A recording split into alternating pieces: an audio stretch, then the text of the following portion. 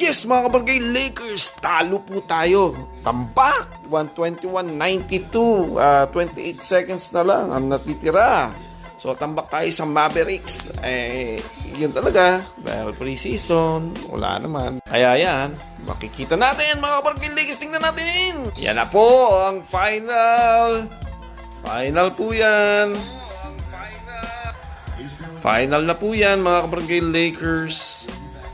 So, 121-94, mga kabarangay. Hindi ko na po i-cover yan kasi wala naman po talagang ano. Pero, si Gabe Vincent po,